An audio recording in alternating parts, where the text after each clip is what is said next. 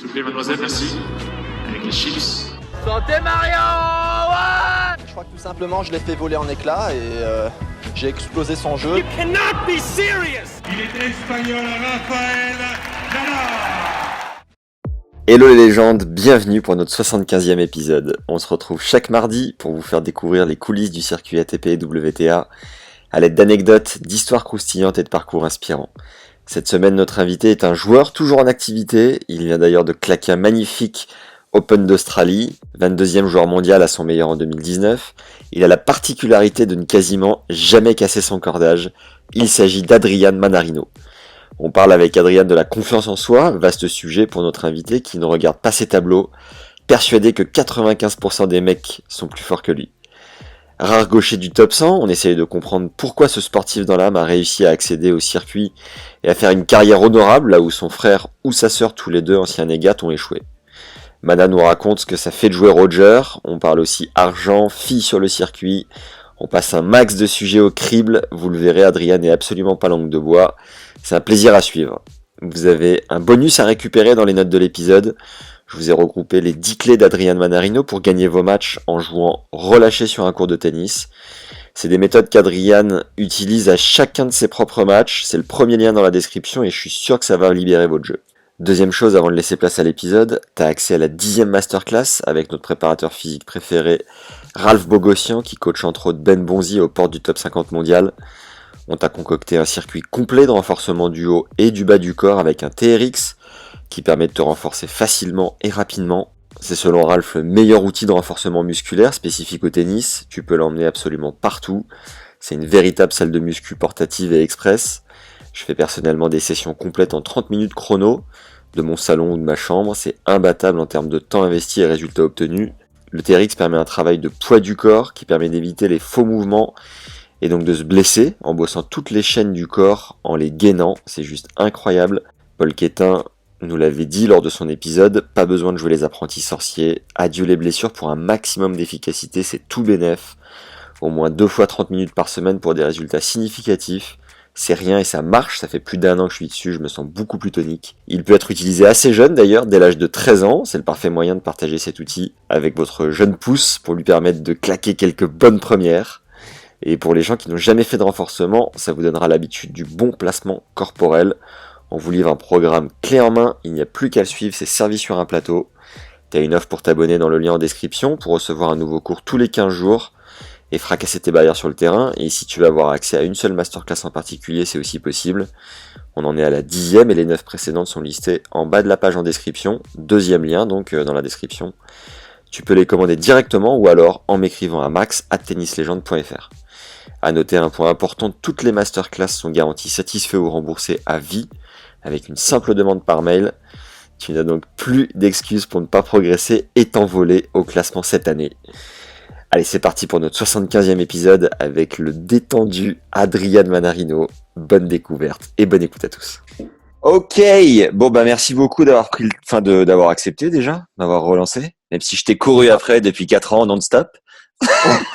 Non, non, il n'y a pas de problème. J'avais pas mal de trucs chiants à faire là en arrivant, Ouais. mais là, ça commence à aller un petit peu mieux. Du coup, j'ai un peu de temps devant moi. Bon bah tant mieux, impeccable. J'ai lancé l'enregistrement, j'ai une petite intro sur toi, une présentation. T'hésites pas à me dire s'il y a des trucs qui sont fausses. Ça marche. Et puis après j'ai une trame de questions, quoi. Alors Adrián, t'es né le 29 juin 88 en région parisienne, dans une famille de 5 frères et sœurs. Tu fais 1,80 pour 80 kilos. C'est toujours le cas? T'as pas grossi? Non, je fais 68, 69 kilos. Ah ouais, putain, mais l'ATP, il s'est passé quoi là? Ah, j'ai grossi d'un coup là. Non, je sais pas ce qu'il leur a pris là. Ils ont changé ça la dernière fois. Non, c'est pas vrai. C'est ce que je pensais. Je me disais, putain, je te voyais pas si massif. Et bref, voilà. Il y a quand même une différence de Très, très costaud quand même. T'as commencé le tennis à 5 ans. Ton frère Morgan, de 3 ans, ton aîné, a d'ailleurs eu quelques points ATP. Et t'as une sœur, Iris, qui a été négate, si je me trompe pas, c'est ça? Qui a été, si moi je me trompe pas non plus, moins 4. D'accord. T'es joueur de tennis pro depuis 2004. Ça fait 16 saisons déjà à parcourir le monde. T'es gaucher, revers à 2 mains. Tu as été 22e joueur mondial à ton meilleur en 2019, l'année où tu as gagné ton seul titre jusqu'à maintenant sur le gazon hollandais de 's-Hertogenbosch. Tu as atteint 9 autres finales. Tu es hyper régulier, puisque ça fait 10 saisons que tu es installé dans le top 60. Tu as fait 3 fois 8e à Wim en simple et une demi à l'Open d'Australie avec Lucas Pouille en double en 2016. Tu as eu 2 sélections en Coupe Davis en 2018, dont une victoire en 5-7 contre Robinaz au premier tour contre les Pays-Bas, en ayant été appelé la veille, il me semble, hein, c'est bien ça? C'est un peu ça, ouais. Ouais, tu pourras nous en parler un peu plus tout à l'heure. Ta plus grosse victoire en termes de classement est contre le numéro 5 mondial de l'époque, le Croate Marin Cilic. Fait assez rare pour être souligné, tu fais partie des joueurs sur le circuit qui tendent leur raquette le plus bas. Toi, tu es entre 15,5 et 18, quand on sait que la moyenne est plus aux alentours de 24-25. Tes autres collègues du circuit sont Jack Sock qui tend à 12 et l'autre Mihai Kukushkin à 11. Tu dis que tu as l'impression de perdre de la force d'année en année et qu'à un demi-kilo de tension près, ta balle pourrait ne plus passer le filet. Ce qui paraît assez étonnant pour un des meilleurs joueurs du monde, finalement. Il paraît Non, aussi… en ce moment, j'ai un peu baissé là. Cette année, j'étais entre 10,5 et 13. Ah oui, ok. Donc là, ouais, Ouais. t'es clairement un des plus bas, très certainement, du circuit. Et c'est en Je lien à ta sais, perte de force ou c'est quoi l'idée? je sais pas. Je sais pas si ça vient de.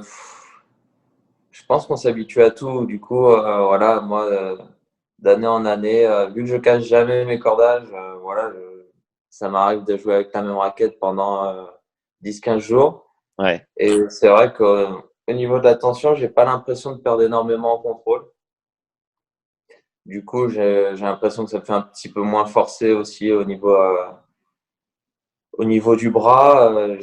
Par exemple, j'ai jamais de problème au coude, à l'épaule, et ce genre de trucs. Ouais. Donc, je me dis que si j'arrive à concilier un peu, voilà, le fait de faire peu d'efforts finalement au niveau du haut du corps, tout en perdant le minimum de contrôle, bah, j'essaie de continuer comme ça, quoi. C'est ton équipementier, du coup, qui est content. Il t'envoie moins de garniture de cordage, non? Ouais, c'est un peu ça. Là, c'est vrai que je cache. Ah, en période d'entraînement, je casse tous les ouais, 10-15 jours parce que en période d'entraînement, tu frappes énormément de balles, mais en match, je peux jouer 4-5 matchs sans casser. Et tu dis que c'est assez incroyable parce que les Rafa et compagnie cassent quoi, une fois par set, non? Un truc comme ça? Ouais, après, je sais pas vraiment à quoi c'est dû. J'ai pas l'impression de jouer si à plat que ça. En tout cas, en coup droit au service, voilà, je mets un peu d'effet, mais non, c'est vrai que je peux tenir assez longtemps avec le même cordage. Et tu dis qu'on s'habitue à tout, ça veut dire que tu pourrais t'habituer à jouer à 30? Bah, c'est assez étonnant, mais dans l'autre sens, j'arrive pas à m'habituer. D'accord. C'est-à-dire que dès que j'essaie de remonter un petit peu, là, j'ai vraiment l'impression de.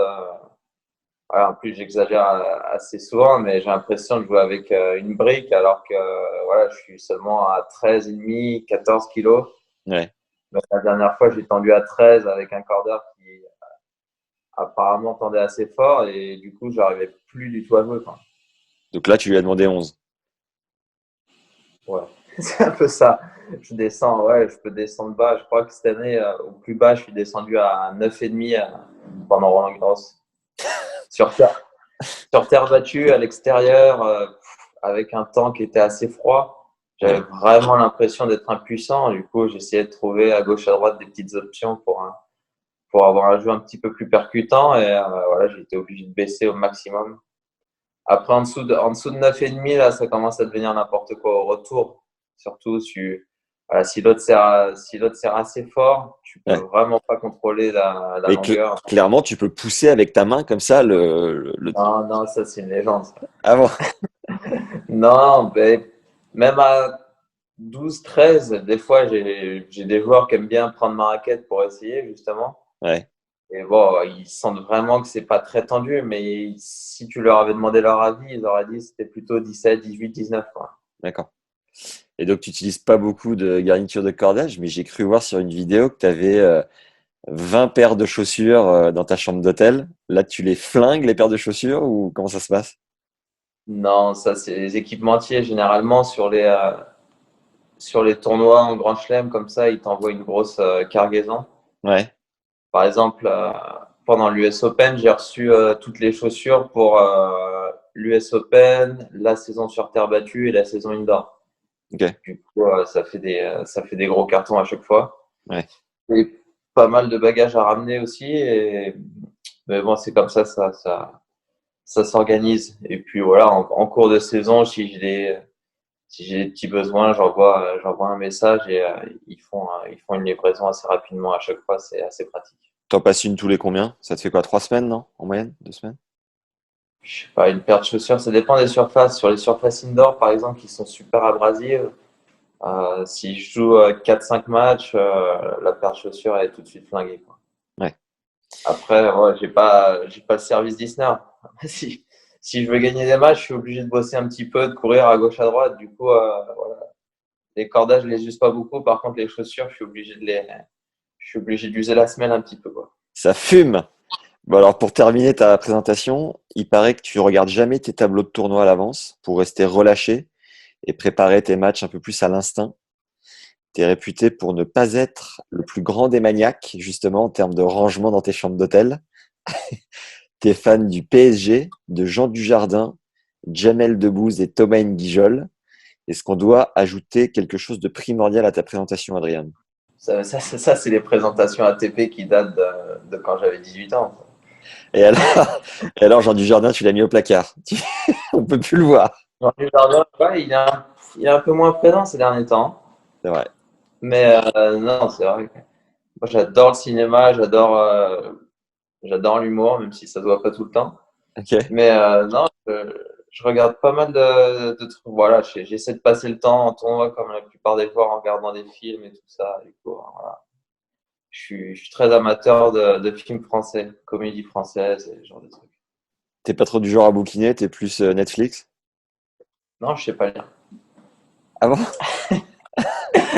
Non. Ouais, ça m'arrive de lire un bouquin une fois de temps en temps, mais souvent je commence l'année avec un départ en Australie avec plein de bonnes intentions. Je prends un ou deux livres Ouais. et généralement ça s'arrête à l'escale entre Dubaï et Melbourne. Ah oui, d'accord, oui, oui, on n'est pas dedans sur la lecture. Bon, pour commencer tambour battant, Adrien, est-ce que tu peux nous dire comment tu fais pour autant faire chier tes adversaires? Je pense que mes principales qualités, ça reste quelque part d'avoir un jeu un peu différent des autres joueurs. C'est pas forcément ce à quoi les autres ont l'habitude d'avoir en face d'eux. J'ai une balle qui reste assez basse, qui est pas très liftée. Je suis gaucher. Bon, c'est vrai qu'on n'est pas tant que ça dans les 100 premiers mondiaux. Du coup, voilà, les joueurs ont des schémas de jeu un peu prédéfinis contre des droitiers. Ils sont obligés de s'ajuster un petit peu quand ils jouent des gauchers. Et puis après, voilà, je sais pas si je les fais tant chier que ça, mais ouais, j'essaie de courir, comme dit Gilles Simon souvent, de rentrer dans leur tête, de plutôt m'adapter aux joueurs en face, de voir un petit peu ses faiblesses pour essayer de m'ajuster et voilà, et essayer de voilà, foncer à fond dans les petites portes qui s'ouvrent. Ouais, je me concentre là-dessus. Je crois que j'ai un jeu qui est qui peut être très lent, mais qui est en variation aussi. Ça m'arrive des fois, au contraire, d'essayer de prendre la balle tôt et de prendre du temps à mon adversaire. Du coup, c'est un jeu, je ne saurais pas vraiment comment le définir, mais ouais, qui est sans doute un petit peu atypique. Et donc tout ça, c'est de l'instinct ou enfin, quand tu rentres sur le court, ta tactique, elle se met en place avec l'humeur du jour, la force de ton adversaire du jour. Tu te dis là, je vais percuter parce que je le sens comme ça, ou là, je vais jouer plus lent parce que je sens que ça va le faire chier. Enfin, tout ça, c'est vraiment à l'instinct, au feeling. Ouais, je pense que c'est justement quand je joue à l'instinct et que je suis à relâcher que j'arrive à jouer mon meilleur tennis. Du coup, j'ai toujours une petite tactique. On met ça en place avec mon coach voilà, en 2 minutes. Ok. Et puis après, c'est toujours pareil. Je pars là-dessus. Et puis, si je sens que ça va pas trop, voilà, j'essaie de m'ajuster une fois que je suis sur court. Et, euh, et voilà, c'est vrai que je suis quelqu'un qui joue en contre, un petit peu à l'instinct comme ça. Et j'ai besoin de sentir le jeu. Sinon, justement, quand je suis un petit peu tendu, un petit peu sur la défensive, là, je deviens complètement inoffensif. Du coup, c'est vrai qu'il faut réussir à être vraiment relâché, à prendre du plaisir. C'est vraiment ça, parce que si tu commences à bien te sentir sur le court, que tu sens bien tes coups, là, il y a forcément plein d'options qui s'ouvrent à toi. Ah, je peux à ce moment-là essayer de voilà, monter à la volée, ou plutôt de crapoter, rester 2 mètres derrière, ou justement essayer de varier. Il faut réussir à trouver ces petites sensations, et après, je peux mettre tout en place. Et les 2 minutes de briefing, de tactique que vous mettez en place, c'est à quel moment? C'est quoi votre rituel, votre manière de fonctionner? Un très rapide break pour nous filer un immense coup de main, mais nous un like dès maintenant si t'es sur YouTube. Ça nous aide comme jamais à faire connaître notre travail. 5 étoiles si t'es sur Apple Podcast ou Spotify, et un avis sympa sur toutes ces plateformes, ça fait vraiment chaud au cœur de te lire. Récupère maintenant aussi les 10 clés d'Adrian Manarino pour gagner tes matchs en jouant relâché. C'est le premier lien dans la description de l'épisode. Et si tu veux encore plus progresser dans ton jeu, et physiquement surtout cette semaine, tu as accès à notre 10e masterclass. C'est un circuit complet de renforcement du haut et du bas du corps avec un TRX. On te livre un programme clé en main, il n'y a plus qu'à le suivre, c'est servi sur un plateau. Ce sont des exercices simples avec le poids du corps et une posture parfaite pour tenir les blessures éloignées. Ce nouveau cours, comme tous les autres d'ailleurs, est garanti satisfait ou remboursé à vie, et il est en lien dans la description. Souvent, c'est ces 2 minutes où il se passe plus rien sous la ceinture, quoi. Je sens plus mes jambes. C'est le moment où je découvre contre qui je joue. Ok. Souvent, je retarde au maximum à ce moment-là, parce que j'appréhende toujours un petit peu. J'ai souvent l'impression que tous les joueurs sont 15 fois meilleurs que moi. Du coup, le fait de savoir mon adversaire à l'avance, pour moi, dès que je vois le nom de l'adversaire, je me dis putain, merde, c'est foutu. Du coup, j'essaie de retarder ce moment-là au maximum. Et puis, une fois que je rentre sur le court, que je fais mon échauffement physique, voilà, je prends confiance en moi. Et le petit briefing, finalement, avec mon entraîneur, ça change pas grand-chose, parce que j'essaie juste d'avoir une idée générale. Et puis, lui, il faut juste qu'il me dise, ouais, je pense que c'est ça. Il faut juste qu'il me conforte dans mon idée. Et puis après, je peux y aller, je fonce sur le court. Mais c'est vrai que j'attends, généralement, ça dépend à quelle heure je joue, mais on va dire 1h30, 2 heures avant le match. Ah ouais, c'est vraiment last minute. Tu viens de parler de confiance en soi, c'est une notion qui est assez abstraite. Qu'est-ce qui fait que quand tu démarres ton échauffement physique, tu prends confiance? Ouais, c'est vrai que la confiance en soi, c'est vraiment quelque chose sur lequel on peut discuter pendant des heures. Mais pour Moi, toi, comment ça opère, moi, quoi? je sais que le fait de me sentir bien physiquement, le fait de sentir que je peux courir à la fois rapidement et pendant longtemps, je sais que ça me laisse respirer. Si je perds le premier set et que je sais que je peux tenir 3-4 heures, finalement, je garde vachement de confiance, je garde mon calme, et puis après, bon, ça se passe bien ou ça se passe mal, mais en tout cas, c'est vraiment ce qui me permet de garder mon calme. Alors que si le match, si je me sens un petit peu court physiquement, que le match commence mal, je perds le premier set et que je sais que j'ai pas forcément 3 sets dans les jambes, là, je commence à m'énerver, je commence à paniquer. Alors que voilà, pour moi, ça passe vraiment par le physique, et du coup, le fait de faire un gros échauffement, de sentir les jambes qui brûlent, mais de sentir que je vais quand même pouvoir aller à la bagarre, ça me Ouais. rassure vachement. Du coup, ouais, j'essaie de souvent faire ça.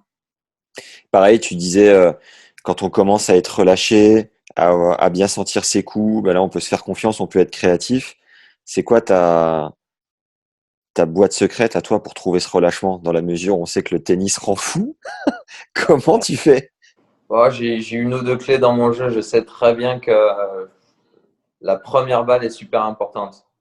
Du coup, j'ai un service, voilà, comme on le disait, de gaucher qui est assez chiant à retourner. Du coup, quand je rentre sur le terrain et que je me sens bien, souvent tu prends des repères par rapport à la salle. Il n'y a jamais deux cours qui sont identiques pendant la saison. Et c'est vrai que selon le recul, l'espace sur les côtés, il y a toujours des petites marques qu'on a entre joueurs. Et il y a certains cours, tu sais pas pourquoi, tu te sens super bien dessus. Tu as l'impression que tu peux venir tous les jours, tu serviras tous les jours super bien. Et il y a des jours, il y a des cours où tu es complètement perdu, quoi. Il y avait, par exemple, il y avait ce cours, il y avait le grand stand à Miami à l'époque où ça jouait à Key Biscayne. Tu avais l'impression que le cours était comme ça, quoi. Du En coup, pente. le filet, c'était un filet de volley, quoi. C'était une tente, le cours. Du coup, voilà, tu rentrais sur le court, tu faisais 3 services, tu chopais le milieu du filet, tu savais que tu n'allais pas mettre une première balle du match. Et non, moi, le fait de bien servir, je sais que voilà, ça va me permettre de gagner beaucoup de points gratuitement, de éventuellement gagner mes jeux de service un peu plus avec 1 ou 2 points gratuits et après pouvoir prendre des risques sur le retour. Ouais, j'aime bien ça et quelque part faire un petit peu paniquer mon adversaire en prenant beaucoup de risques sur son service. Et ça, le fait de se sentir bien et de pouvoir bien retourner, pour moi, ça passe par le fait de bien servir. Parce que les jours où tu mets pas une première balle, où tu t'arraches sur chaque jeu de service pour t'en sortir, là, tu arrives au jeu de retour, tu te dis, là, faut absolument que je break parce que sinon, sur mon service, ça va être encore une galère, quoi. Ouais. Alors que finalement, quand tu gagnes tes jeux de service un peu plus facilement, tu arrives sur le jeu de retour, tu te dis, bon, bah là, je peux tenter parce que quoi qu'il arrive sur mon service, je suis tranquille. Et dans ce cas-là, forcément, ça relâche énormément dans la tête. Et après, tu peux essayer justement de rentrer dans celle de ton adversaire, quoi. Contre un Joko qui retourne grave, ça doit être hyper tranquillisant d'être sur ces jeux de service. Contre Joko, bah, le truc, c'est que quand tu joues contre Joko, tu rentres sur le terrain, tu sais que tu as 95 voire plus de pourcentage de perte. Ouais. Où tu rentres quoi qu'il arrive un petit peu relâché et tu te dis voilà, ma seule chance de gagner c'est de toute façon de tout tenter et si je perds le match de toute façon c'est quasi normal. Ouais. Du coup un mec comme Djoko c'est un peu différent. Les tout meilleurs de toute façon c'est des matchs un petit peu différents parce que de toute façon tu rentres sur le terrain avec quasiment rien à perdre et tu sais que voilà, tu as uniquement des choses à tenter sur le court. Du coup Ouais. quoi qu'il arrive, tu es tout le temps un petit peu détendu. Le Tu- seul truc qui peut te faire paniquer, c'est éventuellement de prendre une rousse sur un terrain complètement, sur un central complètement plein et d'avoir l'air ridicule. Mais finalement, ça arrive rarement, ça. Tu disais que pour bien servir, tu prenais tes repères. Et pour un joueur, tu vois, un joueur de club qui nous écoute, qui est sur un court en terre-balle, euh, avec des limitations, des filets et puis des pubs sur le bâtiment, sur les murs, ce serait quoi, toi, tes repères pour placer tes jalons et mieux servir finalement? Enfin, comment l'auditeur qui nous écoute peut s'identifier à ça et placer ses propres repères? Euh, je pense qu'il faut vraiment essayer de maîtriser au maximum tout ce qui est maîtrisable. Ouais, C'est-à-dire que, voilà, vachement se concentrer sur le lancer de balle. ok. Voilà, être assez précis là-dessus. Et puis après c'est un rythme avec les jambes, c'est du timing, c'est difficile à conseiller, mais en tout cas, moi, j'essaie de voilà, avoir le moins d'artefacts qui viennent me gêner. C'est-à-dire qu'au niveau des jambes, j'essaie de prendre très peu d'élan Ok. parce que je me dis, quand tu prends beaucoup d'élan, le jour où tu te sens bien que tu as du gaz et que tu as un bon timing, bah, voilà, tu as l'impression de sauter à 2 mètres de haut et que tout est facile. Mais le jour où tu as les jambes un peu lourdes, où tu as un timing et un relâchement qui est moins bon, là, si tu prends un grand écart d'appui et que tu y vas à l'élan, ça devient compliqué. Du coup, moi, j'essaie vachement de regrouper mes deux pieds.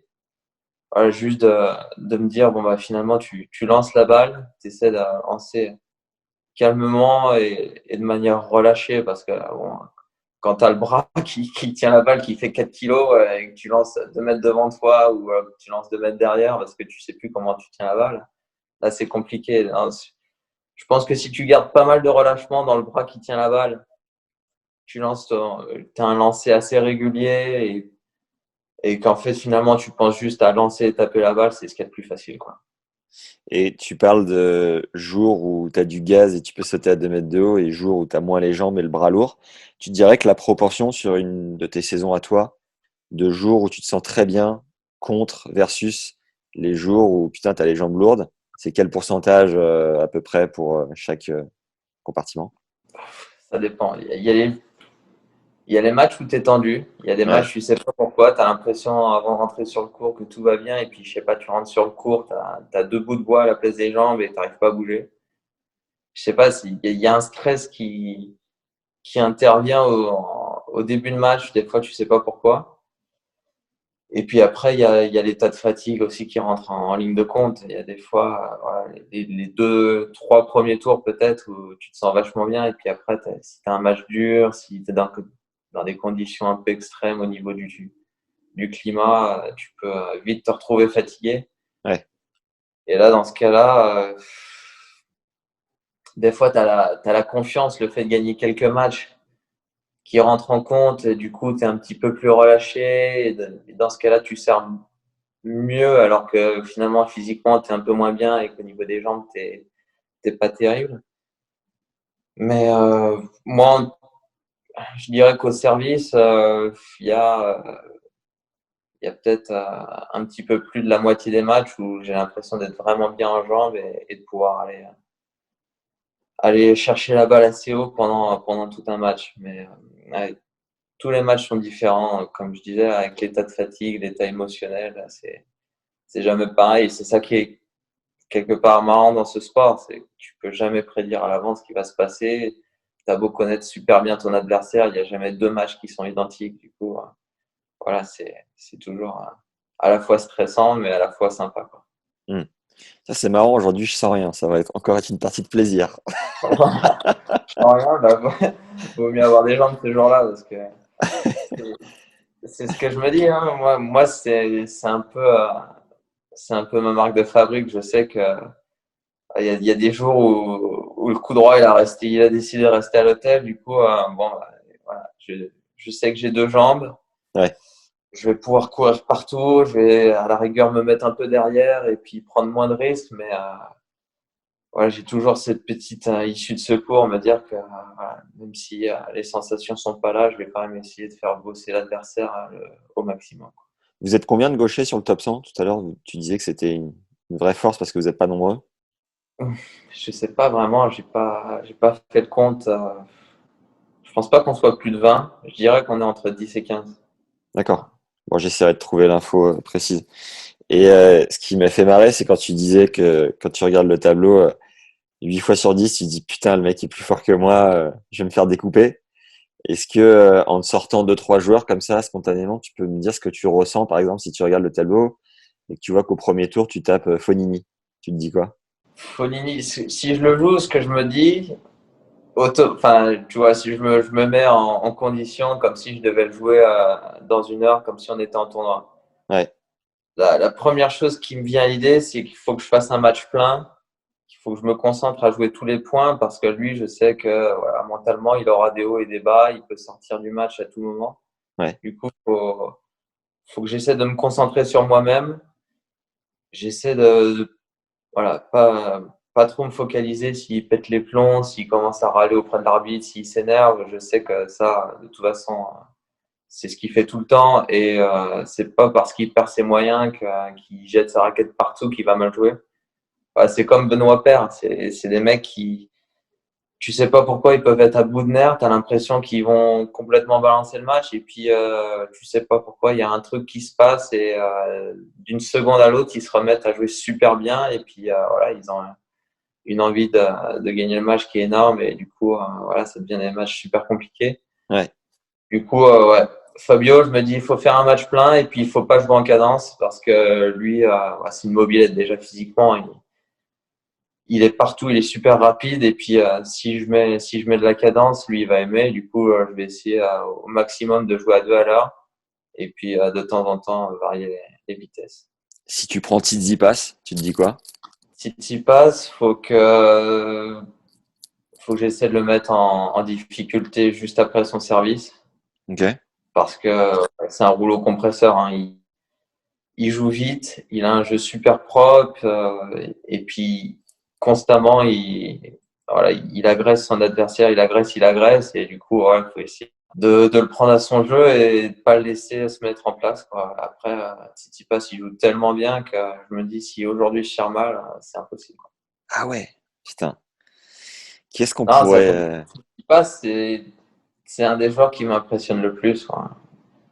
Il y a lui, il y a Tim, Tim ouais. qui joue super bien. Il y a Zverev. J'ai joué récemment Sinner. Sinner, je l'ai trouvé très très fort. C'est hyper lourd, non, Sinner, ce qu'il envoie. Enfin, comment tu t'es senti en face?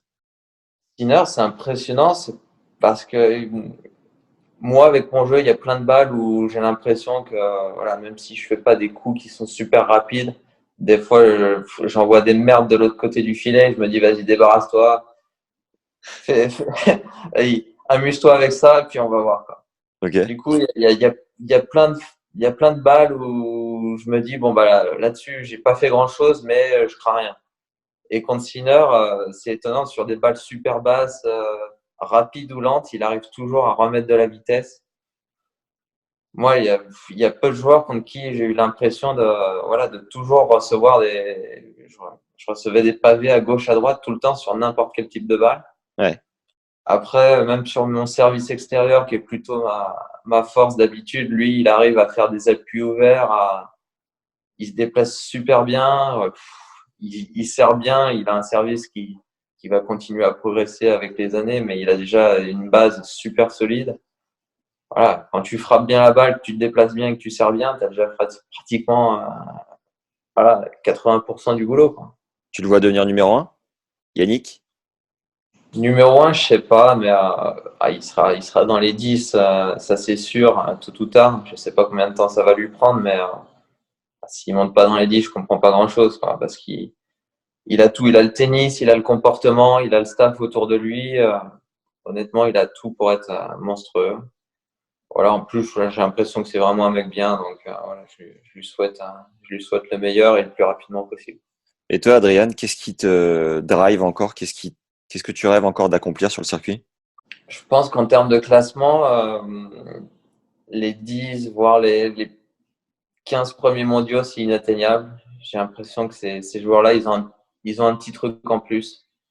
Voilà, moi, je suis face à eux, j'ai l'impression qu'ils voient la balle un petit peu plus vite que moi, qu'ils se déplacent mieux, qu'ils ont un petit peu plus de tennis. Après, entre 15 et 20, il y a de la place, je pense. Du Ok. coup, voilà, c'est quelque chose que j'ai souvent répété à mes entraîneurs. J'ai l'impression que si je rentre pas dans les 20, j'aurais quelque part un peu raté ma carrière. C'est un peu extrême comme truc, mais je suis souvent un peu radical comme ça dans mes manières de penser. Et ouais, j'aimerais bien regagner quelques tournois parce que voilà, j'en ai gagné que un pour l'instant. J'ai fait quelques finales, dont certaines finales que j'aurais vraiment pas dû perdre. Et voilà, j'espère au moins sortir avec 4-5 titres et puis éventuellement rentrer dans les 20 premiers. C'est ça qui te fait lever le matin aujourd'hui pour continuer de sillonner le circuit, de refaire tes valises toutes les semaines?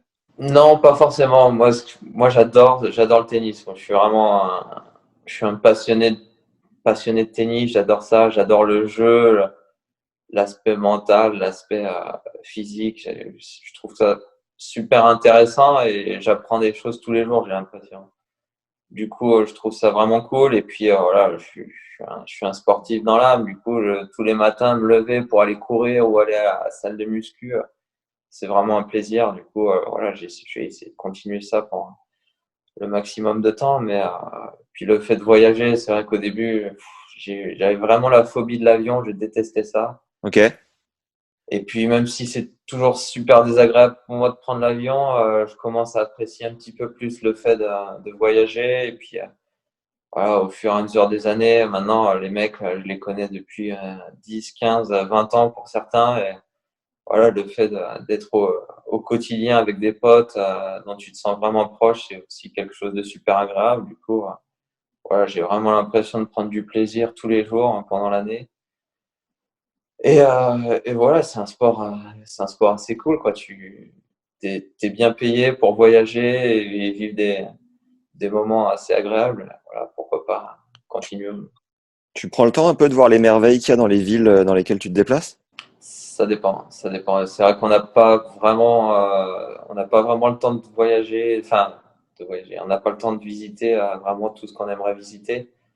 Le timing il est toujours assez short, mais ça nous arrive sur quelques tournées où vraiment on est obligé de rester sur place, comme en Australie, ou voir quand on est aux États-Unis, d'avoir 4-5 jours off entre deux tournois. Du coup, voilà, on prend un peu le temps de visiter pour certains. Et moi, c'est quelque chose que j'aime, tu vois, d'aller prendre l'air, d'aller marcher un petit peu et voir ce qui se passe autour de moi.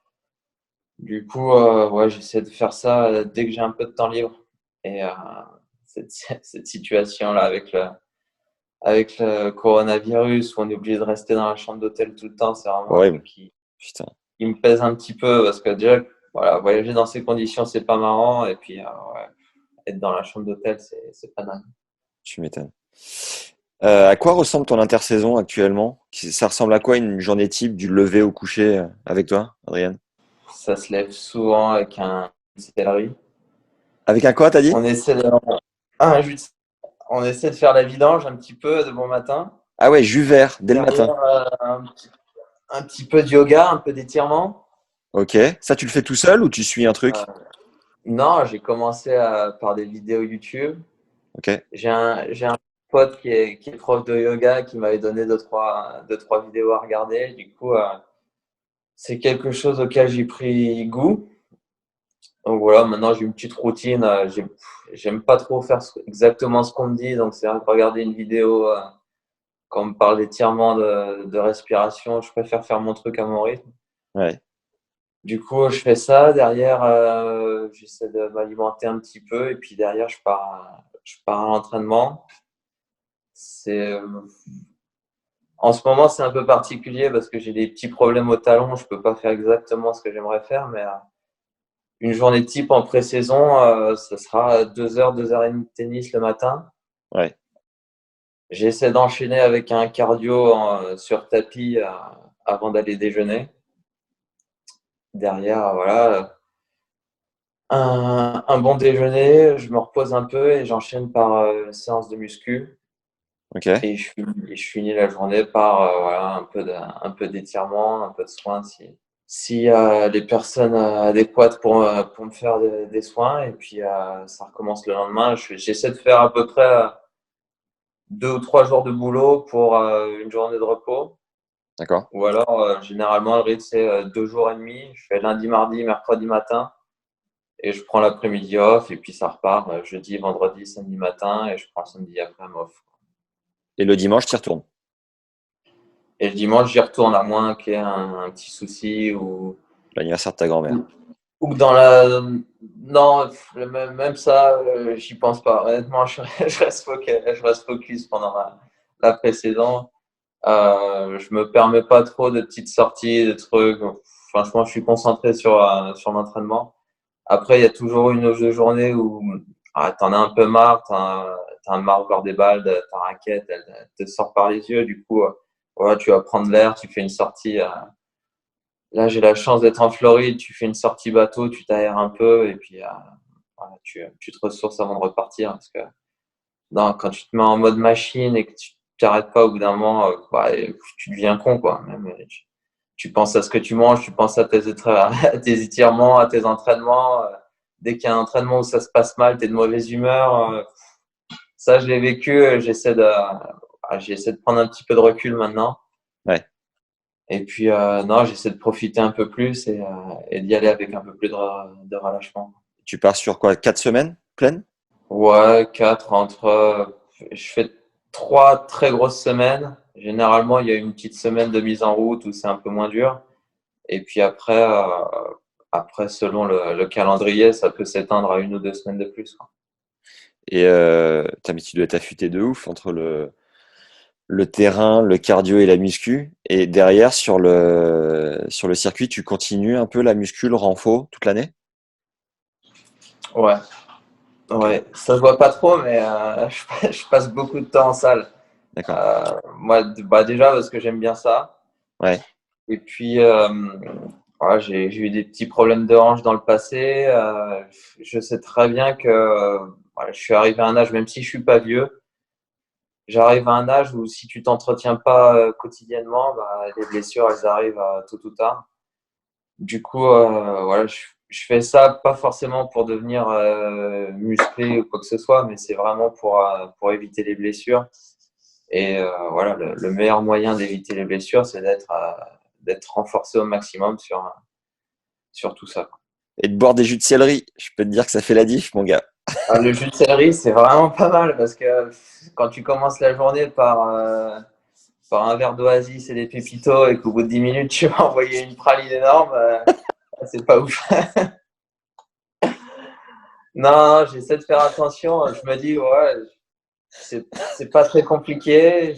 En tout cas, pendant l'année, on n'a pas vraiment l'occasion de le faire. Donc, voilà, quand je suis chez moi ou voilà, quand j'ai une base comme ici où je peux passer quelques semaines, j'essaie vraiment de faire attention à mon alimentation parce que voilà, c'est pas dur et puis ça peut vraiment ça peut m'aider sur la suite. À Miami, là, de chez toi, je vois 2-3 stories Instagram passer, t'as une vue de ouf, non? Tu peux nous montrer rapido? Non, bah là déjà là aujourd'hui il fait vraiment pas beau S'en fout.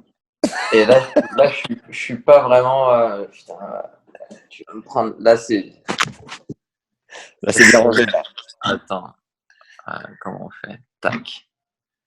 Ah, yes.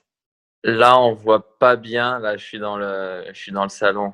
Ok. Mais bon, il y a des bagages qui sont pas encore défaits. Ça, c'est Il y a des stylé, la raquettes vue. de partout. La vue est cool. T'es à quel étage? Là, je suis au 27e. Et donc maintenant, t'es résident aux US? Non, aux États-Unis, je suis pas résident. Là, je passe juste quelques temps pour ma pré-saison. D'accord. Puis, moi, j'habite à Malte. C'est là-bas où je passe le plus clair de mon temps, où je vais m'entraîner. Ok. Je suis encore là-bas juste avant l'US Open pour faire un gros bloc d'entraînement. Ok. Là, à Miami, c'est vraiment, je viens souvent pour faire l'hiver parce que voilà, il y a beaucoup de joueurs ici en Floride. Il y a un climat qui est vraiment super agréable. Il y a les salles de gym qui sont ouvertes tout le temps. Ouais. Ouais, même en période de coronavirus, là, je vais à la gym tous les jours. Tu te prends pas la tête, tout est ouvert. Génial. Et en tout cas, pour cette année, c'était vraiment la solution la plus facile pour moi. Sachant il y a en plus un tournoi à Delray Beach dans 3 semaines. Du coup, je suis déjà sur place. C'était vraiment Nickel. l'idéal pour moi. Nickel. Tu vas taper où et avec qui là pendant l'intersaison?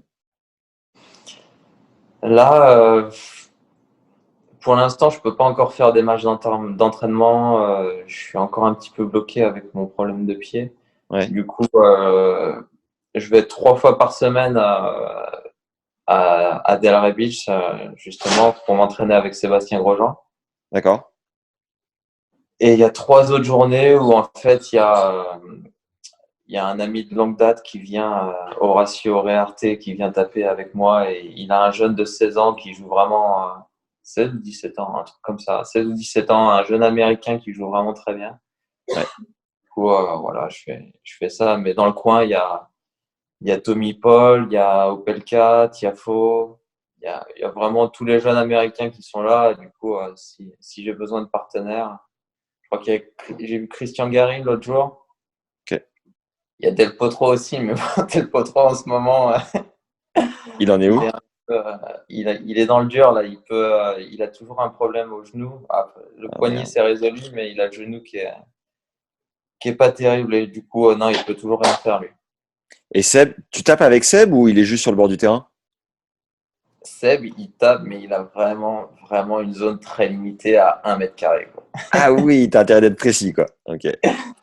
Non, Seb, s'il touche la balle, il est monstrueux. Encore, le problème, c'est que non, il joue plus, il a pas le physique pour malheureusement pour jouer avec moi. Là, il tape sur place, donc ça passe dans l'axe. Mais dès que tu fais un entraînement où tu fais un petit peu de gauche-droite, il tient pas. Mais par contre, il a encore une putain de main, quoi. Dès que la balle arrive sur lui ou qu'il est à la volée, il impressionne un peu tout le monde, tous les jeunes qui sont autour, hein, à chaque fois. Bon, s'il tente une rétro, il se loupe rarement, quoi. Énorme. On a pas mal parlé de ta carrière. Est-ce que tu peux nous rappeler comment tu as découvert le tennis et ce que tu as ressenti au tout début? J'ai très peu de souvenirs de mes sensations au début. Je sais que voilà, mon père qui était prof de tennis, j'ai 3 grands frères qui jouaient déjà au tennis. Du coup, j'ai été amené sur les cours naturellement. Ouais. Et voilà, j'ai continué. Ouais, j'ai la chance d'être dans une famille où ils aimaient vraiment le tennis. Mon père adore ça. Il nous a pas poussé à jouer, mais il nous a toujours encouragés. Voilà, il n'y a jamais eu quelconque pression. Du coup, voilà, on allait sur les cours pour taper la balle, et puis c'était toujours un peu ludique, et voilà, ça nous a toujours plu. Moi et mon frère aîné Morgan, voilà, on a continué un petit peu plus sérieusement dans cette voie-là, mais ouais, ça a toujours été sympa. Donc, ouais, mes premiers pas sur un court, ça a dû être aux alentours de 4-5 ans. Ouais. Voilà, je dépassais pas le filet, j'avais des mini raquettes, mais voilà, et j'ai encore une ou deux vidéos, je pense, à la maison où je dois avoir à peu près cet âge-là. Et à partir de quel âge tu te souviens avoir eu envie de devenir pro? Je sais pas vraiment, hein, je sais pas, mais de souvenirs, je sais pas, quand je vois les tournois, genre les petits as à 13-14 ans, j'avais déjà en tête de devenir joueur pro. Et ce qui est assez étonnant, c'est que pour moi, c'était pratiquement une évidence, quoi. Je savais que j'allais l'être, quoi. Même si, voilà, quand je regarde les images d'époque, voilà, tu me vois jouer, tu te dis pas forcément ce mec-là, il va être très fort, mais ouais, je sais pas, dans ma tête, ouais, j'avais cette vision des choses, et puis c'est venu, c'est venu par la suite, donc tant mieux, mais ouais, je dirais qu'à partir de cet âge-là, j'avais vraiment pour objectif de devenir joueur pro. Tu rêvais de quoi, toi? C'était quoi ton summum à cette époque-là? À cet Roland? âge-là, Non. non, quand tu joues au tennis en France, ouais, tu regardes la télé, il y a la Coupe Davis et Roland Garros. C'est les deux seuls événements que tu vois à la télé, et c'est ce qui te fait rêver un petit peu. Quand tu arrives le vendredi, semaine de Coupe Davis à 13h, et que tu sais T'es comme un dingue. il y a France-Belgique, tu vas te taper 3-4 heures d'Arnaud Clément enchaîné de Sébastien Grosjean. Ah, t'es content, quoi. Ouais. Et puis, pareil pour Roland Garros. En plus, j'avais la chance d'y aller tous les ans. J'y allais une ou deux fois. Et c'est vrai, quand tu rentres à la maison après une journée à Roland Garros, t'as qu'une envie, c'est d'aller sur le court. Ouais, t'as envie de t'habiller comme la journée. T'es tombé sur le cours 4 sur un Roumain qui mettait sa casquette à l'envers. Toi, t'arrives, tu mets la casquette à l'envers, t'es limité. Non, c'est Roland Garros qui m'a toujours fait rêver, je pense. Après, je me suis pas forcément vu le gagner, mais faire des gros matchs à Roland Garros avec le public qui s'emballe, c'est vraiment. Moi, j'étais fan d'aller sur les petits cours, le cours 2, le cours 7 à l'époque, qui étaient vraiment des cours mythiques. Et quand tu vois les ambiances que ça peut amener, t'as qu'une envie, c'est d'y être un jour et de vivre ça. Du coup, ouais, je pense que c'est ça qui m'a vraiment plu, et c'est ça qui, j'espère, continuer à faire rêver les jeunes qui vont voir les matchs à Roland Garros. Est-ce que tu peux nous faire ta progression de non classé à... T'as été au mieux 22e joueur mondial.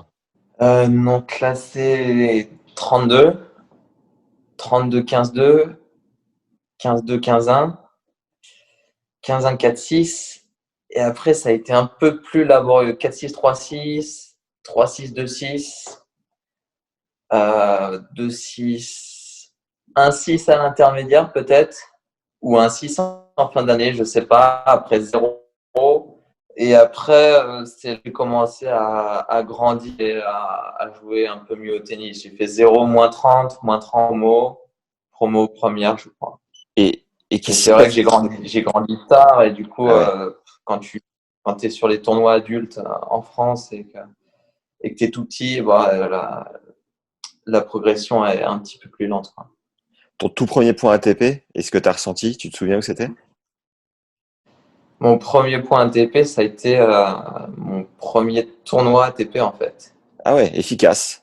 Ouais, premier futur de ma vie à La Roche-sur-Yon.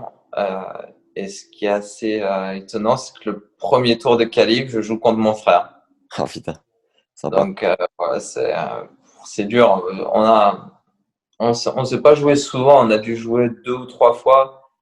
Et voilà, on s'entend tellement bien que voilà, on n'avait pas envie qu'il y ait aucun conflit lié au match. Du coup, ouais, on se mettait toujours d'accord sur qui allait gagner avant le match. Et là, ce jour-là, il m'a dit, bon, bah, je te laisse gagner. Moi, j'ai fait un tour. Moi, c'était mon premier futur. Lui, ça devait être son deuxième. Ok. Il avait fait, il avait fait un futur la semaine d'avant, je crois, ou un truc comme ça. Il m'a dit, bon, vas-y, il m'a laissé gagner. Derrière, je crois que je me suis qualifié contre un joueur qui devait avoir un point. C'était pas très relevé. Et puis après, j'ai battu un Croate qui devait être aux alentours de la 500e place. Et derrière, j'ai battu un joueur français, Olivier Charouin, je sais pas, qui n'était pas super bien classé à l'époque. Et j'ai perdu en quart de finale. Du Ah ouais, coup, pas mal. voilà, 4 points ATP dans la besace dès le premier tournoi. C'était super bien parce que bah, quand tu commences à voyager et que tu n'as pas de points, tu sais jamais si tu vas rentrer dans les tableaux. Donc, tu peux potentiellement faire le voyage pour rien. Et là, au moins, ça me permettait d'être sûr de rentrer dans les tableaux de qualif et de pouvoir jouer. Donc, c'était vraiment une belle opération. Quand tu étais dans les jeunes, t'étais pas du tout dans les meilleurs du coup. T'étais pas à la Fédé dans ce giron-là? J'étais dans les meilleurs jusqu'à 14 ans. Ah d'accord, ok. Et après, ça a commencé à décliner un petit peu. Je jouais moins bien. Comme je le disais, j'étais pas très grand. Et, non, c'était une progression assez lente. Moi, ça m'affolait pas du tout. Et voilà, pour moi, quoi qu'il arrive, au bout d'un moment, j'allais monter au classement. C'était pas très important de pas gagner de match ou de pas monter au classement, mais c'est vrai qu'avec un peu de recul, même mon père qui m'entraînait à l'époque, voilà, c'était pas très important. Et puis jusqu'à 16 ans, j'étais, on va dire, dans les 10-15 meilleurs français, mais j'étais pas dans les tout meilleurs. Je pense qu'il y avait au moins dans 10-15, j'exagère un peu, j'étais dans les 10 sûrs, mais ouais, il y avait 3, 4, 5 joueurs en France qui jouaient mieux que moi. Ouais. Et après, voilà, quand j'ai fait ma croissance et que j'ai commencé un petit peu à progresser, vers 17-18 ans, je suis redevenu parmi les tout meilleurs en France.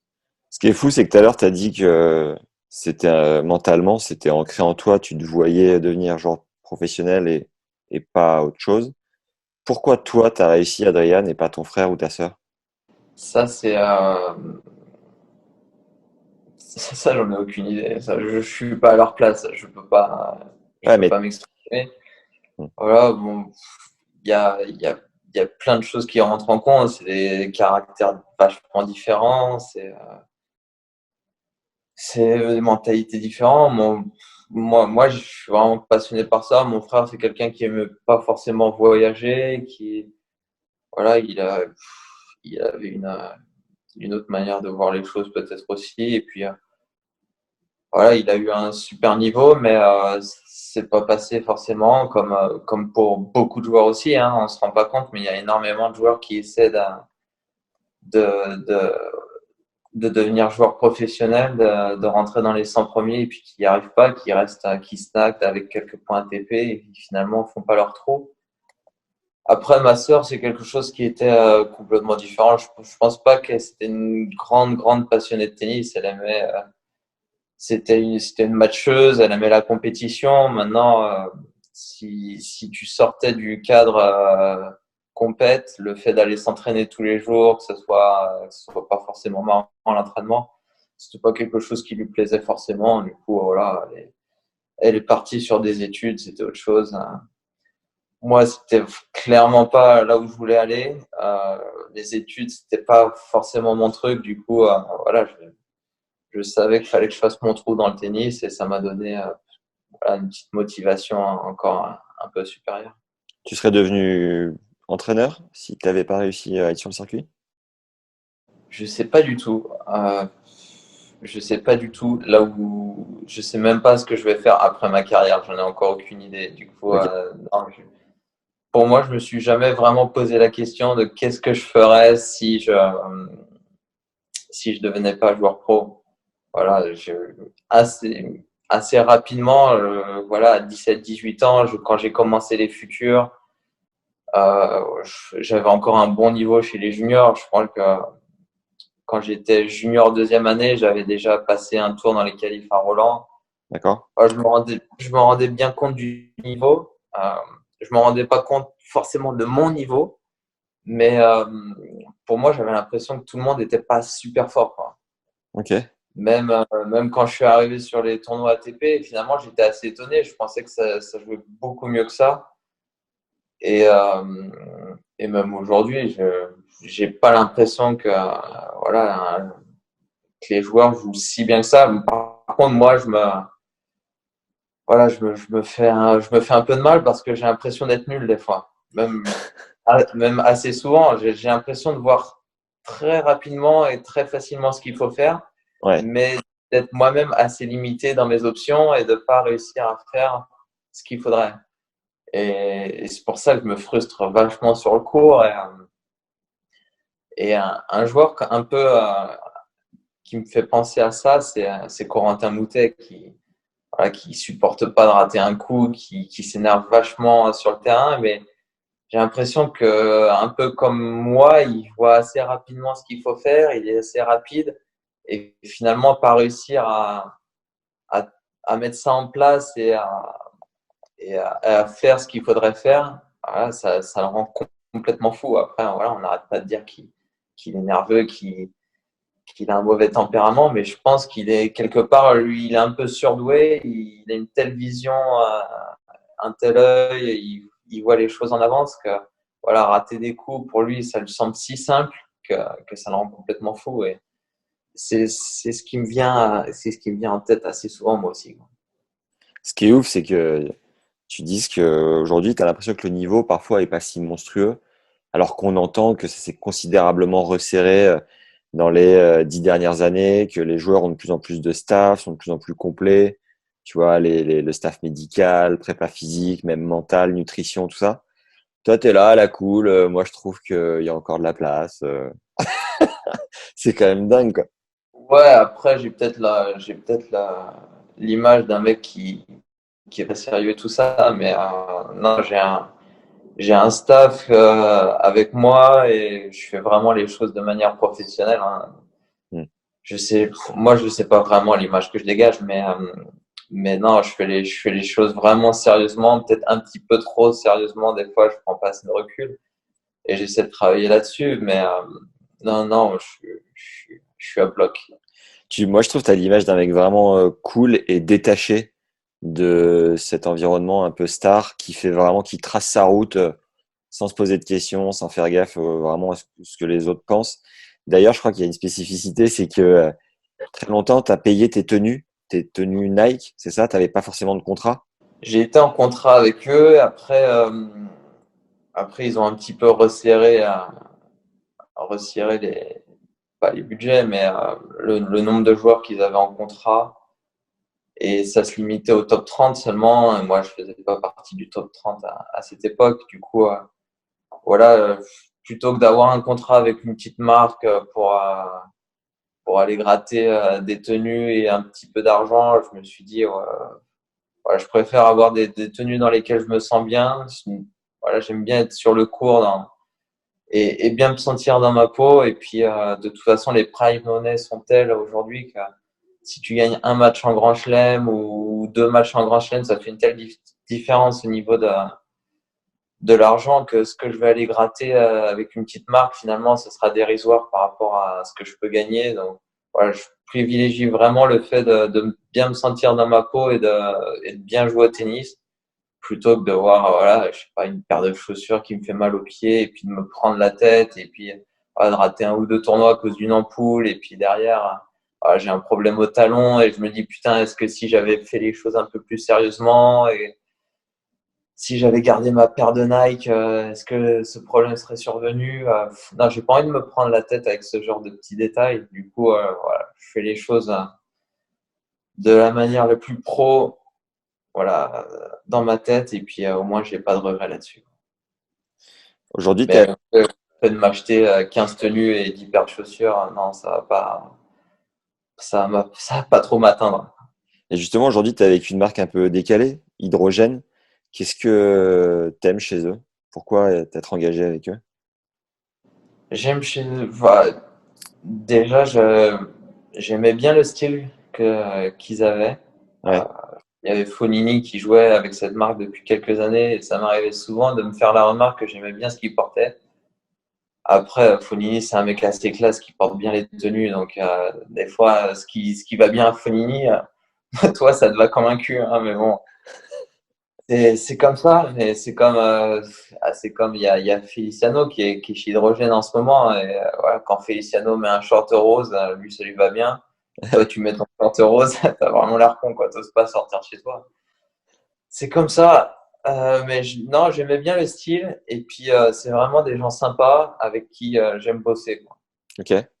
Vraiment, moi, je porte pas mal d'importance aux relations humaines. Et c'est vrai que je me verrais pas travailler avec une marque, voilà, avec qui j'estime que les gens sont pas cool ou avec qui je m'entends pas forcément bien. Et là, j'ai vraiment une bonne relation avec eux et ça me fait plaisir de porter leur marque. Et voilà, j'ai signé 3 ans. Je crois que j'en suis à ma 2e année de contrat.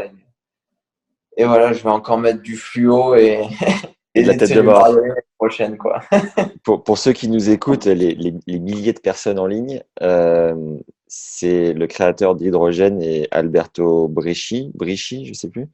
Il est tatoué de la tête aux pieds. Tu l'as rencontré un peu? C'est un gars cool ou... Je l'ai rencontré. En fait, c'était assez étonnant. Je l'avais contacté à l'époque. Il m'avait dit, ouais, écoute, Adrien, ça me plairait de travailler avec toi. Pour l'instant, j'ai pas de budget parce qu'à l'époque, Fabio a récolté 99% du budget. le part? Ah ouais, putain, le bougre, il prenait la caisse à chaque fois. Du coup, Tu c'était un sais, peu compliqué. tu sais l'enveloppe annuelle à peu près d'un Fabio sur le textile? Non, non, non, je sais pas vraiment. Je pense que c'était pas mal. Après, c'est mérité, mais je sais pas exactement les chiffres. C'est plus de 200 000 annuels, non? Je sais pas. Quand Fabio est parti, il a réussi à récupérer Berdych, Lopez et Manarino. C'est beau. C'était euh, non, Fabio il est parti chez Armani. Du coup, ouais, c'est vrai que ça a laissé un peu d'espace, mais non, Alberto il m'a dit je t'aime bien, j'aime bien la manière dont tu joues. J'aimerais bien te rencontrer. Pour l'instant, j'ai pas les moyens de te prendre. Ensuite, je l'ai rencontré pendant la Coupe Davis. On avait joué contre l'Italie à Gênes. Et là, c'est vrai qu'on avait discuté 10-15 minutes. Et en fait, moi, j'avais envoyé mon agent à l'époque vers lui parce que je lui ai dit, écoute, j'ai discuté avec lui, il est intéressé pour m'avoir. Du coup, voilà, essaie de voir ce qu'ils peuvent proposer. Mon agent, il m'a dit, bon, écoute, ils sont jamais revenus vers moi, ils sont pas intéressés. Je dis, ok, c'est bizarre, mais bon. Et en fait, quand je l'avais rencontré pendant la Coupe Davis, il m'a dit, ça me fait chier de bosser avec les agents, j'ai envie de bosser directement avec le joueur. Donc, moi, mon offre, moi, j'ai toujours envie de travailler avec toi. Du coup, voilà, si tu as envie de bosser avec nous, je t'envoie une proposition. Et puis, ça s'était fait comme ça Ok. en 4. Ça, c'est bon, ça. Ouais, de l'humain, quoi. Et Ouais. tu disais que les prize money étaient assez importants. Aujourd'hui, tu as gagné 7 700 000 $ de prize pour le moment sur le circuit. Je voyais que les quelques dernières années, bon, à part 2020 qui est un peu tronqué, tu un peu plus d'1 million de prize par an, ce qui est une coquette somme. Et le choix de Malte, c'est clairement fiscal parce que tu sais que la carrière est courte et que tu n'as pas envie de trop te faire saigner par les impôts. Ou c'était quoi le parti pris? Alors, le parti pris, c'est que moi, je suis originaire de là-bas. Le nom Manarino, ça vient de Malte. Ok, Voilà, j'avais des racines là-bas.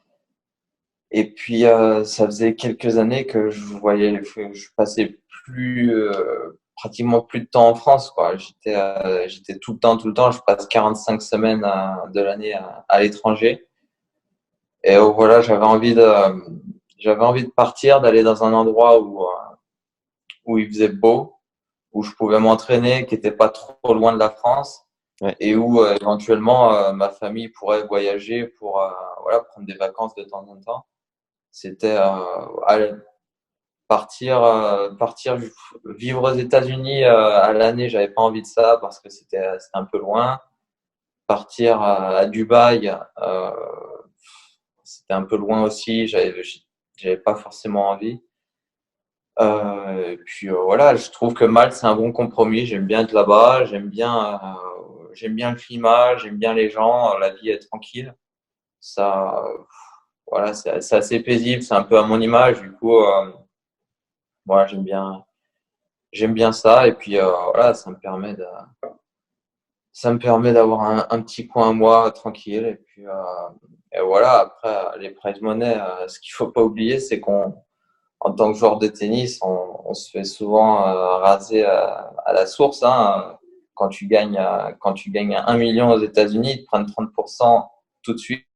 hmm, Et quand tu joues en Californie ou à New York, ils te prennent des taxes d'État en plus. Du coup, je crois en Californie, ça peut monter jusqu'à en tout, tu peux, c'est 37,5% d'impôts. Donc, c'est vrai que les prize money ont l'air énormes à chaque fois, mais c'est pas forcément ce qu'on touche. Et puis après, on a un staff. Hein, ouais. quand je pars avec mon prépa physique, mon kiné ou mon entraîneur tennis, c'est que tu paies leur billet d'avion, leur hôtel, leur nourriture, leur salaire, ben, il te reste pas tant que ça. Tu sais combien te Du coûte coup, une saison en moyenne?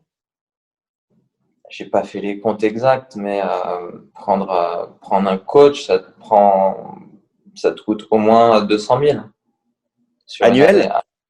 Ouais. Oh la vache. Du coup, si tu veux prendre un coach plus un kiné ou alors un coach plus un entraîneur physique, les chiffres montent super vite. Ouais.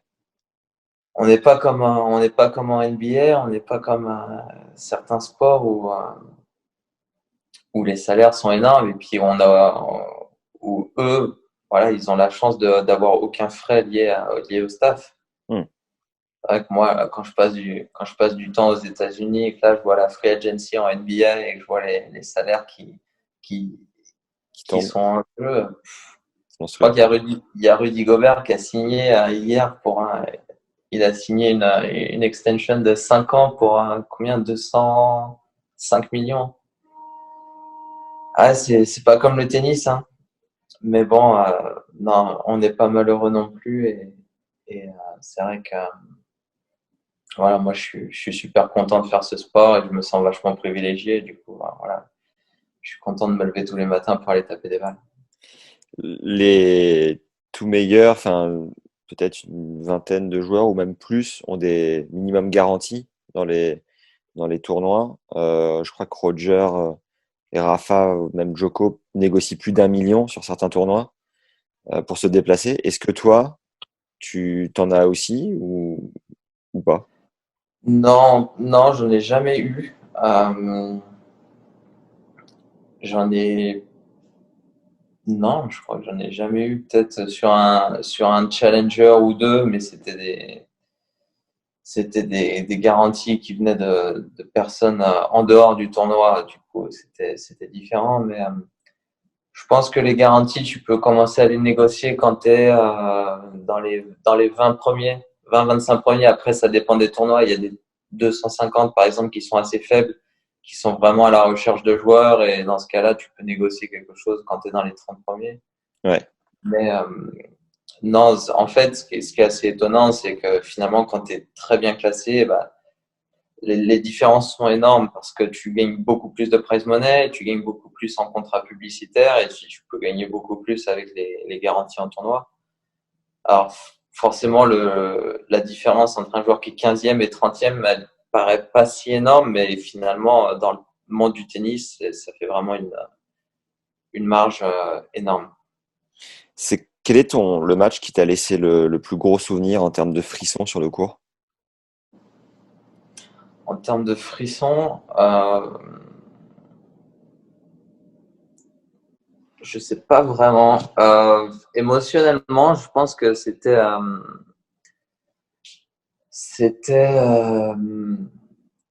Wimbledon il y a 2 ou 3 ans quand j'ai gagné contre Medvedev en 5-7. C'était c'était un tournoi où j'avais un 8e de finale à défendre. J'avais beaucoup de pression au niveau des points. C'était un match, voilà, on se joue au 3e tour. On avait tous les deux une belle carte à jouer. C'était pour jouer Roger en 8e. Voilà, il y a eu un match en 5-7 où je commence mal. Finalement, je gagne les 2 premiers sets. J'avais le match bien en main. Il était en train de dégoupiller. Il commençait à se décaler complètement comme moi au service pour faire n'importe quoi. Et finalement, il a commencé à jouer d'une manière tellement chaotique que le niveau de jeu, il avait vraiment baissé. Et puis finalement, il avait gagné le 3e, le 4e. Il avait eu le break au 5e, peut-être eu le break même. Ouais. 3-1, balle de 4-1. Et puis finalement, j'étais revenu, j'avais gagné 6-3. Et là, c'est vrai que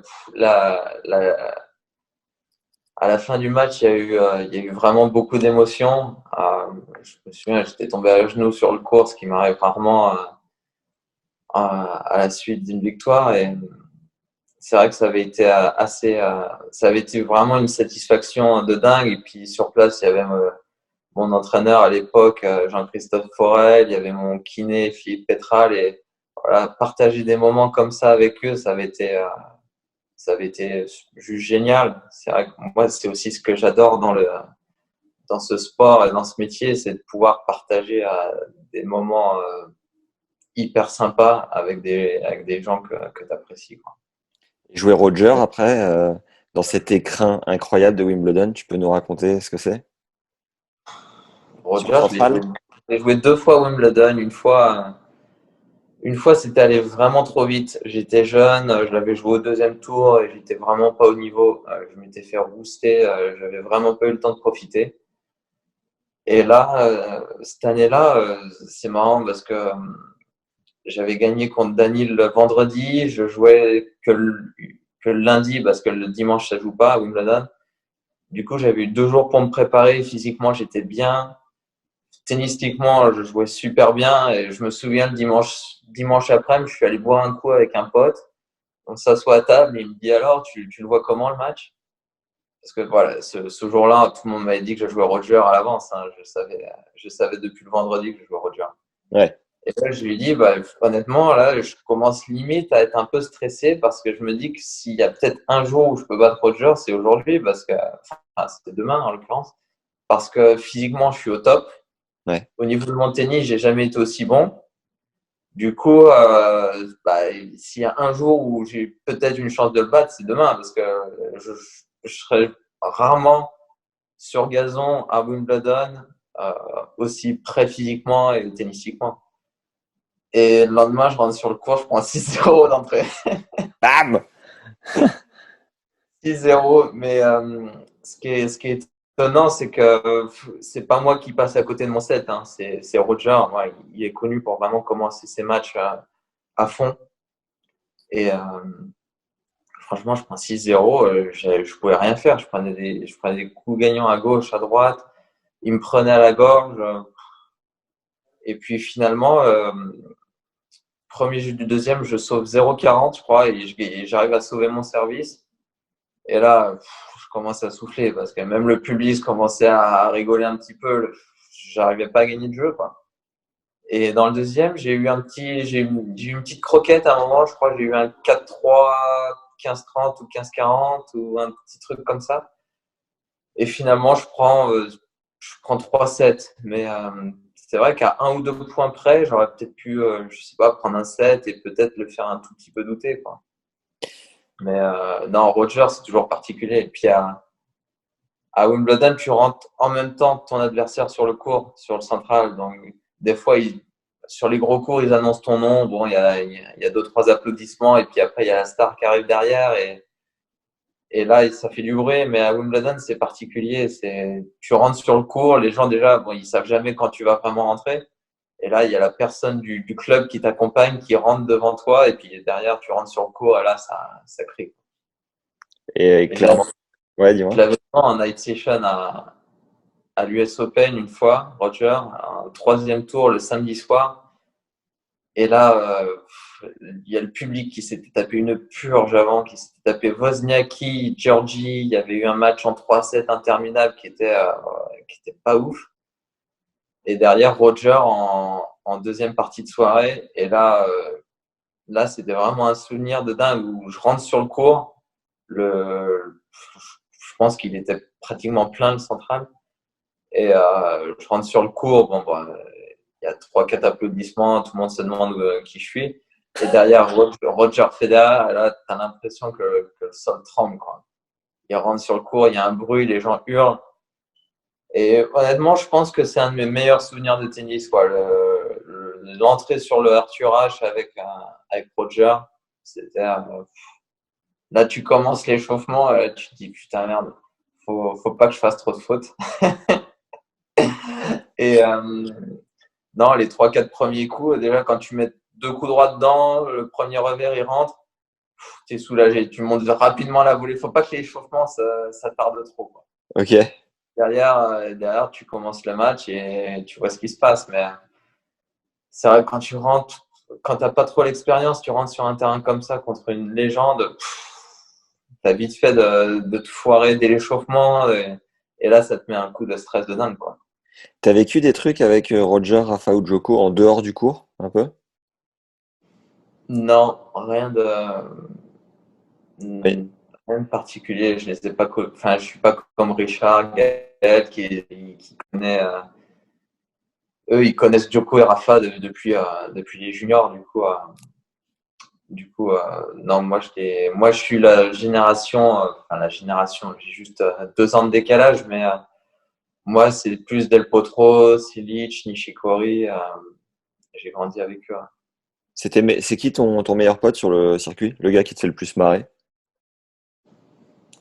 Mon meilleur, je pense que la personne avec qui j'apprécie le plus être sur le circuit, c'est peut-être il y a Fabrice Martin et Hugo Nice. C'est des joueurs de double. Ouais. Mais voilà, c'est des personnes avec qui j'aime vraiment passer du temps. Je suis content d'être sur les mêmes tournois qu'eux. Voilà, le soir, je me retrouve dans la chambre avec eux.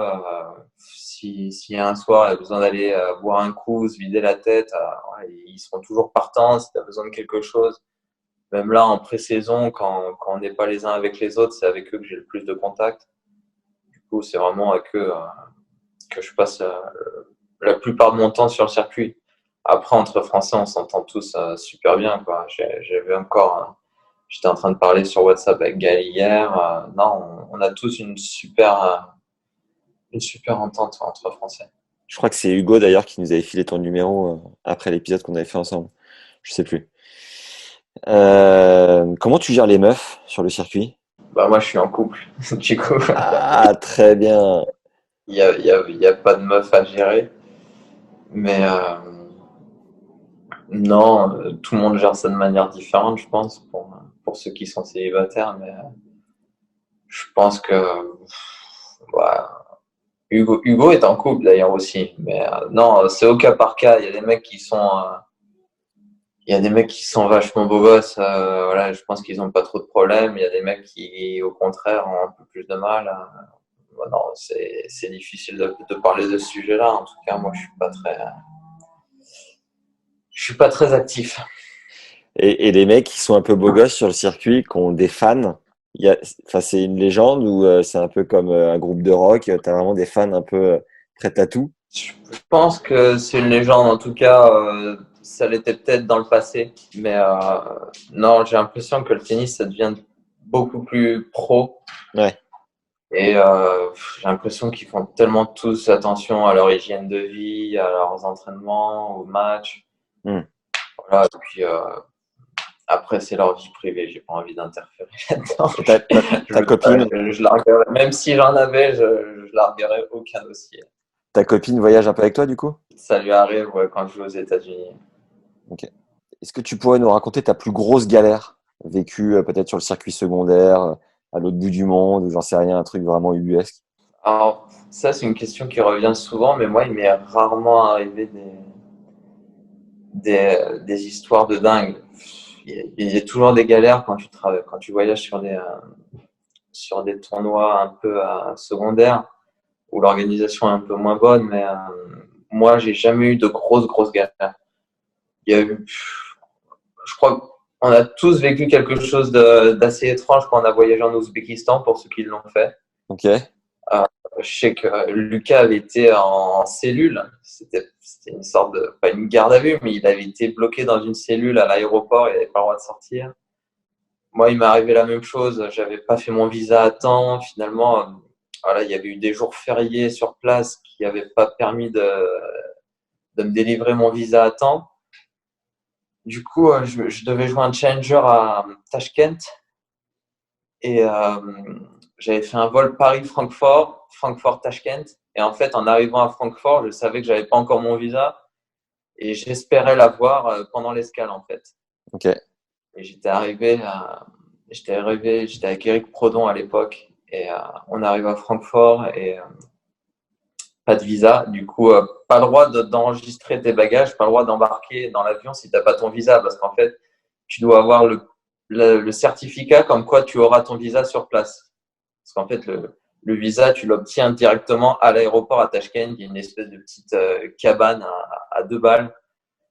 Et en fait, j'arrive à l'aéroport, pas de visa, rien. Donc moi, je vais au comptoir ouzbékistanais pour en fait annuler mon deuxième vol. Et je suis dans la file d'attente et là, je suis en train de parler au téléphone en anglais. Il y a un mec qui écoute la conversation derrière moi et qui me dit putain, mais t'as un problème de visa. Moi, je travaille au gouvernement là-bas à Tashkent. Ouais. Si tu veux, je peux essayer de t'aider. Putain, beau gosse. Je dis bah ouais, si tu peux. J'étais un peu paniqué à ce moment-là, donc voilà, je lui dis ouais, si tu peux, appelle pour moi. Le mec appelle. 2 minutes après, il me dit c'est bon, t'as ton visa. Le vol avait fermé à ce moment-là et en fait, il avait demandé au comptoir Uzbekistan Airlines de laisser le comptoir d'enregistrement ouvert au cas où. Et il m'a dit c'est bon, t'as ton visa, ils t'attendent pour enregistrer tes bagages, dépêche-toi. Donc je fonce, j'enregistre mes bagages, mais bon, moi j'ai aucun papier officiel comme quoi j'aurai mon visa, quoi. Ouais. Donc là, j'embarque sur le vol, un vol un peu dégueulasse. Je crois que tu pars en fin de journée, tu arrives à 3h du mat là-bas. Donc on arrive à Tashkent à 3h du mat et forcément, je fais la queue au comptoir pour avoir mon visa et pas de visa. Le mec me dit non, pas de visa, il n'y a rien, il n'y a pas ton nom, il n'y a rien. Ni pour moi, ni pour mon entraîneur. Merde. Du coup, voilà, forcément, pareil, tu as les jambes qui se coupent. Tu sais pas ce qui va se passer. Tu te dis, bon, bah, je suis sur le prochain vol pour Paris, de toute façon. Enfin, pour l'Allemagne. Et puis, on attend 1 heure, 2 heures. Moi, j'avais pas de réseau, j'avais pas de 4G, il y avait pas de Wi-Fi à l'époque dans l'aéroport. Donc, moi, j'attends que tous les mecs passent les uns après les autres. Il y a tout mon vol qui passe devant moi. Et 5h30 du mat, je retourne à la petite cabane, toujours rien. Et là, je sais pas pourquoi, il y a du réseau qui apparaît sur mon téléphone. J'arrive à accéder à mes mails et là, j'ai un mail comme quoi le visa a été accepté. Je le montre au mec, forcément, le mec à 5h30 du mat, il me dit non, c'est pas bon, ça je valide pas. What?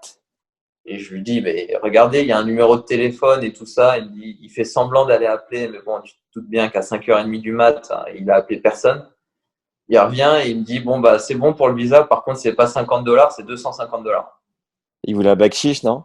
Bah ouais, du coup, moi, je suis là-bas, j'ai vraiment, j'ai aucun contact et je sais pas quoi faire. Il est 5h30 du mat, je lui ai filé 2 fois $250 et puis on est passé, quoi. Ah ouais. Mais bon, c'est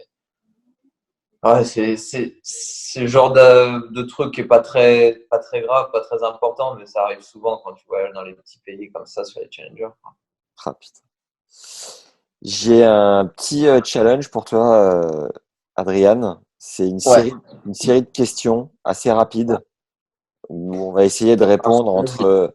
Je vais devoir partir à l'entraînement dans peu de temps. Eh ben c'est parfait, comme ça on a presque fini. Ouais, Ah, pas de problème. on essaye de répondre entre 3 mots et 3 phrases max et de Ouais. pas trop réfléchir. T'es prêt? Ouais. Ta plus grande qualité selon tes proches. Ça, j'arriverai même pas à répondre, hein. Ok. Certaines personnes qui vont apprécier ma patience, d'autres qui vont dire que je suis pas du tout patient. Ouais, non, je suis très contradictoire en plus, moi-même dans ma personnalité. Du coup, difficile à dire. Plus gros défaut? Je m'agace assez vite, alors que sur certaines choses, je suis super patient. Non, c'est difficile à dire. Je peux, selon les personnes, en fait, il y en a qui vont me trouver des défauts et des qualités différentes. Là-dessus, je pourrais pas trop répondre. Un jour où t'as été injouable? Injouable, bah, c'est vachement difficile de dire ça, injouable, c'est prétentieux, hein. Il y a une fois à Tokyo, quand j'ai joué Marine Silly, je suis en demi-finale. Là, je fais un match où je dois gagner le premier set, je le gagne pas, finalement je gagne le deuxième. Et là, je me souviens que je m'assois sur ma chaise entre le deuxième et le troisième set et je savais que il n'y a plus rien qui allait m'échapper, quoi. J'étais rentré dans une espèce de concentration. Je me disais, je peux plus rater une balle. À partir de maintenant, de toute façon, je serai partout. Et j'avais gagné 6-0 le troisième set. Putain, énorme. Mais c'est vrai que il y a des moments où tu as tellement envie de gagner que tu as cette concentration en plus qui est mêlée un peu avec des bonnes sensations qui font que voilà, cette fameuse zone dont tout le monde parle, là, tu rentres dedans, quoi. Ton coup le plus naturel? Le revers, Le coup que t'as le plus fait évoluer? le coup droit. La préparation mentale, t'es pour, t'es contre, tu la pratiques ou pas? Je suis. Ah, ça, c'est compliqué, ça. Je pense que je suis pour. Je la pratique. Je la pratique pas à proprement parler, mais enfin, ça m'arrive d'avoir des discussions avec mes entraîneurs euh, pour me, voilà, pour me rassurer et pour faire part de mes doutes. Je pense que ça peut être un gros atout. Maintenant, je pense qu'il faut trouver la bonne personne. C'est comme un entraîneur, en fait. Je sais pas s'il y a des bons entraîneurs, des mauvais entraîneurs. Je pense qu'il y a des personnes avec qui ça matche bien et des personnes avec qui ça matche pas forcément bien.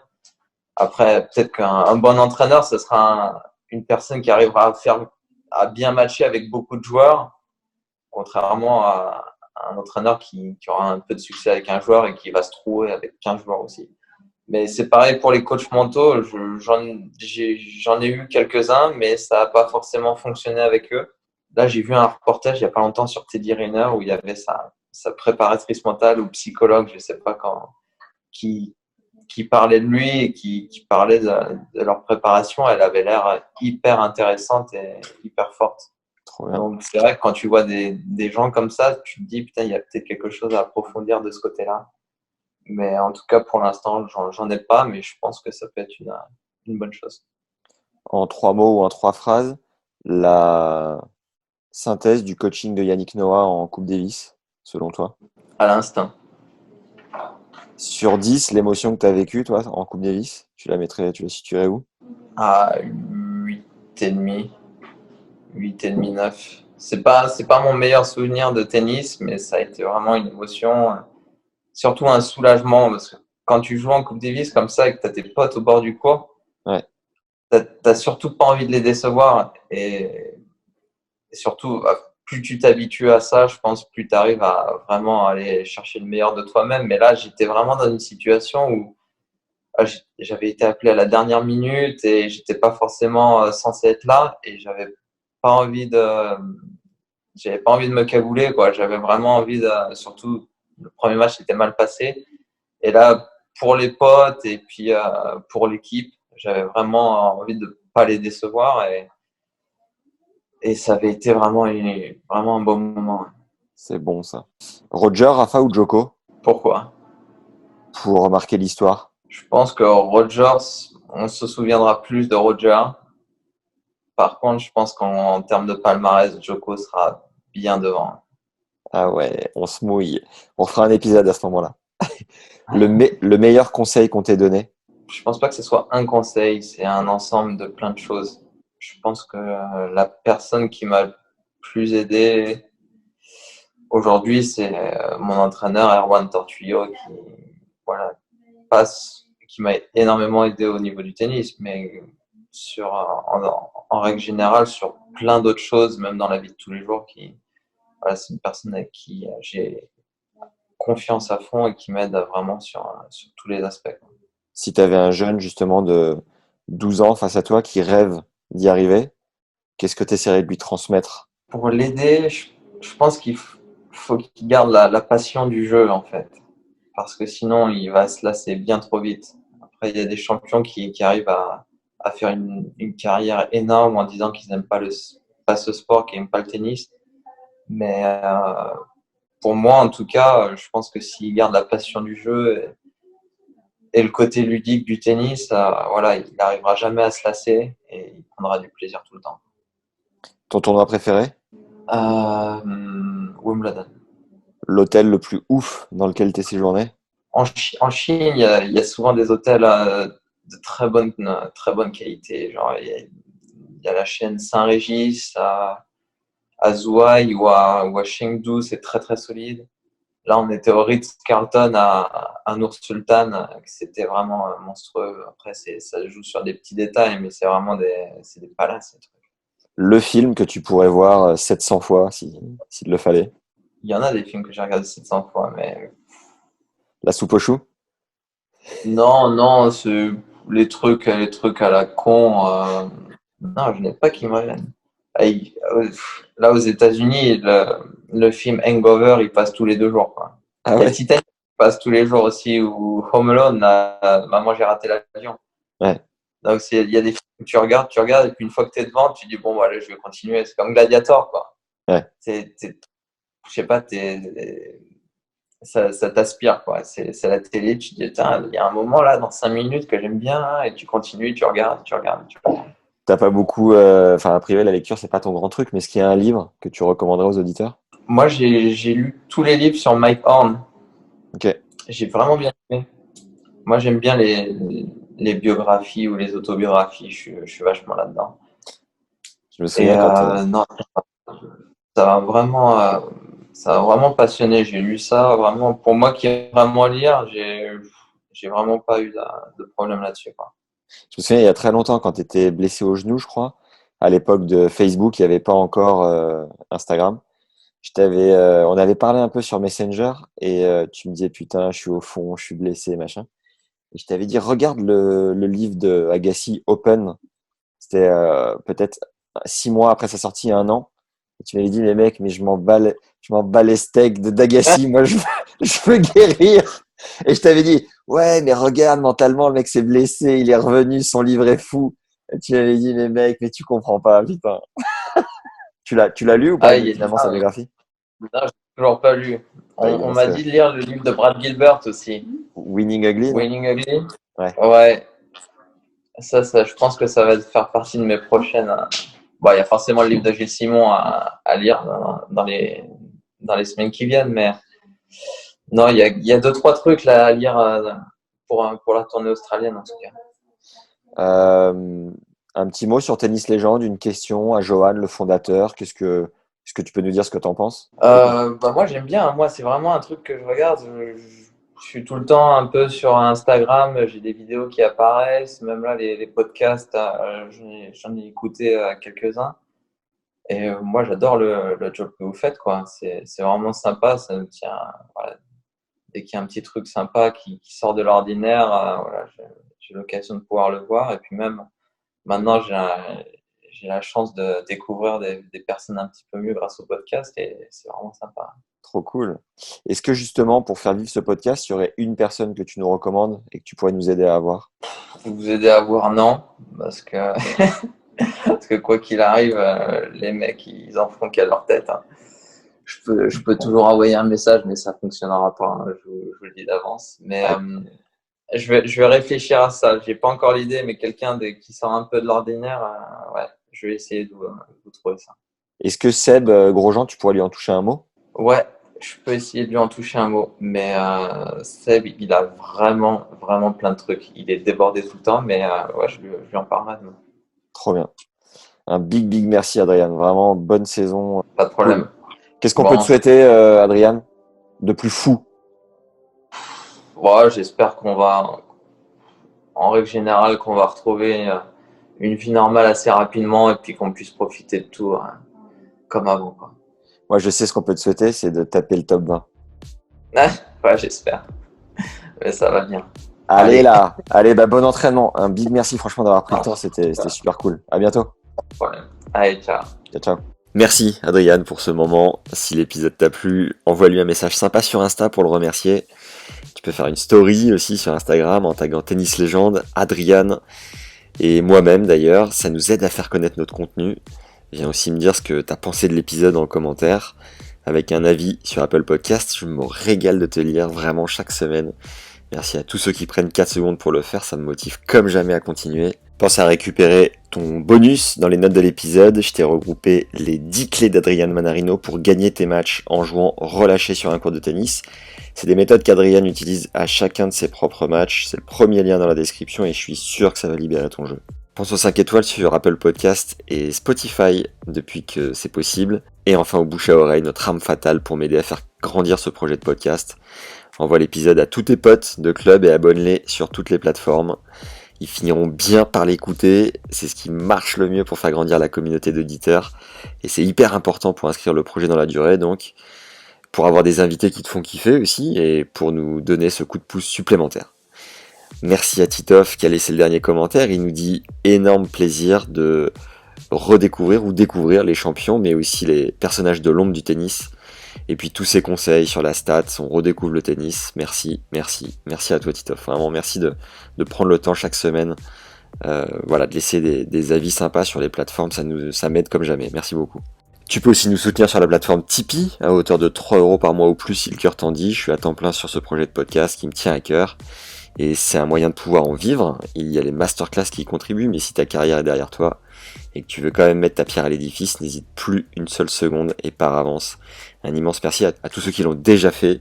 Voilà, fonce parce que ça fait une différence énorme pour continuer ce projet. T'as le lien vers le compte Tipeee dans la description de l'épisode ou en tapant Tennis Légende Podcast, Tipeee, T-I-P et 3E dans Google. Encore un grand merci.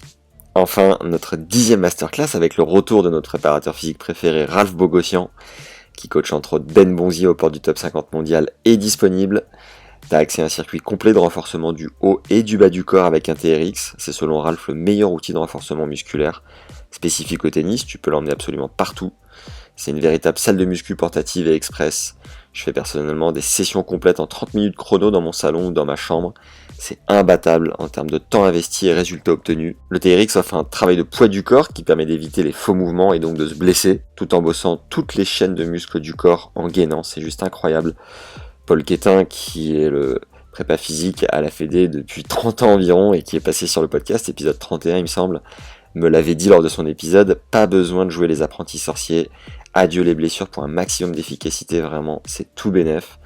Avec au moins 2 fois 30 minutes par semaine pour des résultats significatifs, c'est rien vraiment, et ça marche. Ça fait plus d'1 an que je suis dessus, je me sens personnellement beaucoup plus tonique.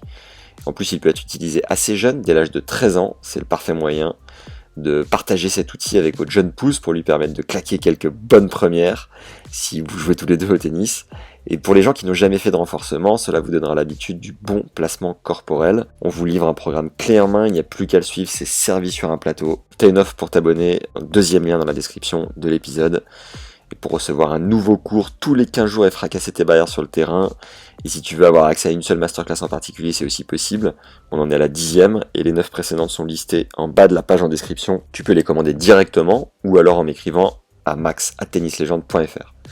À noter un point important, toutes les masterclass sont garanties satisfaites ou remboursées à vie, avec une simple demande par mail. Tu n'as donc plus d'excuses pour ne pas progresser et t'envoler au classement cette année. Si tu as des idées de partenariat ou autre, n'hésite pas à m'en faire part sur LinkedIn à Max Zamora, Z-A-M-O-R-A, ou sur Insta à Max_Zamora, Z-A-M-O-R-A_TL. Je réponds à tout le monde avec un immense plaisir. C'est tout pour aujourd'hui, merci d'être encore là, vous êtes vraiment des légendes, il n'y a pas à dire. Merci pour les bonnes ondes, prenez soin de vous et à très vite. Ciao.